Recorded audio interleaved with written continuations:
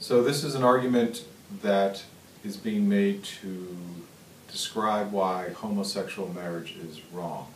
And it's not by the usual arguments, I think you'll see. This argument is based upon more of an existential argument. And what I mean by that is, whenever we act for something, by the fact that we're persons and we have an intellect and choices, we're acting for something that ends up being something we think should exist. By our very nature of our actions, we're acting for some benefit. When we choose to act for something, we're acting for some benefit. Now, that benefit becomes something we are stating, well, this should exist. Our reasons or our principles that we would use to defend our actions are based upon things that should exist. And by our acting for them, we're saying, yeah, this is reasonable, this is something that's good, this is a good that should exist. If we're not saying that, then why are we acting for it, right? I mean, unless we're knowingly doing something we think is wrong, or that shouldn't be coming to be, or whatever, there's still, even there, some small benefit for which the action is taken. But it's wrong because it's overridden by things that we know that are going to be included in it that shouldn't be. But that being aside, we usually, when we act for something that's for a purpose which we call a good, and we're saying this good should exist. So those things usually get wrapped up into higher goods of principles or things that are universal principles or abstractions that we make from any individual action that we're saying, yeah, I'm acting for this, but my real rationale, my real reason is because this principle, this thing should exist. And they go up pretty high towards things like freedom, goodness, justice, love, beauty, all these sorts of things.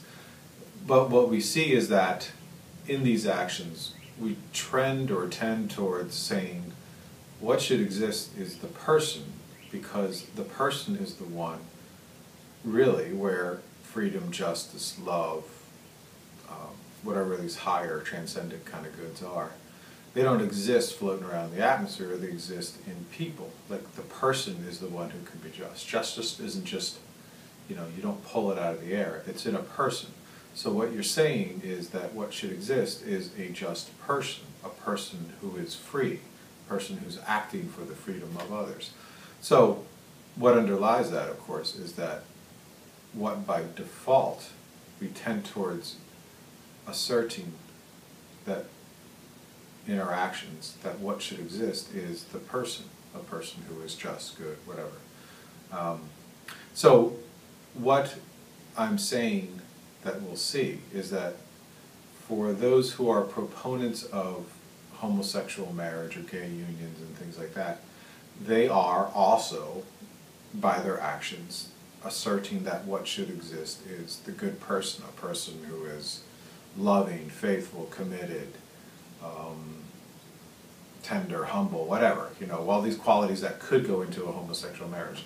And so they're saying, by default, what is good that should exist is a person who is like this, a person who is loving, and all these things. That's why you saw, hashtags on the day of the Supreme Court ruling that love wins and stuff like that, because they're identifying the qualities of affection and love that are present or can be present in a marriage or a homosexual marriage or union, whatever.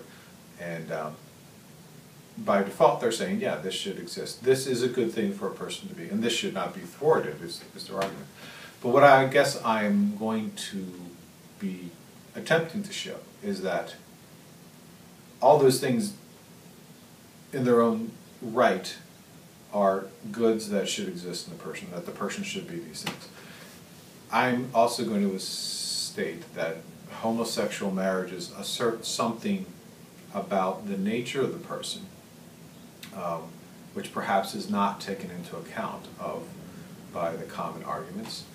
And if this truth or proposal about the nature of a person can be accepted, then I believe you will be able to see, or some will be able to see,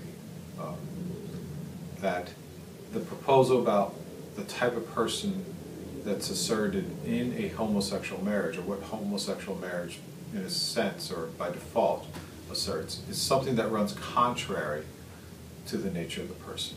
And so because of that reason, then, it's not the type of thing to be asserted. It's not the type of thing. That one element of it kind of makes it not the type of thing to be asserted, I guess is the thing to say. So I think that you know, people get very emotional about this sort of stuff because they are defending these goods that they see and defending people who are trying to engage in these goods. And to have that thwarted by somebody, of course, is seen as an outrage and things like that.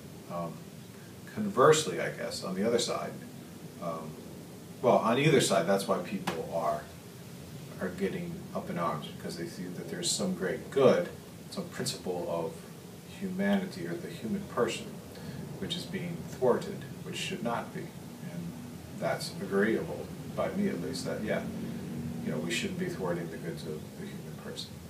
I guess I'm just trying to, will be pointing out that there is another good there that I think is overlooked, which renders the assertion or the type of existence that is asserted by the homosexual marriage to be one which shouldn't be asserted because it runs contrary to this great good about the human person.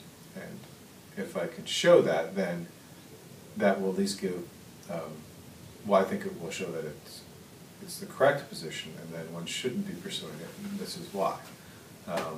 But of course I have to make that case clearly, and then you or people will judge it.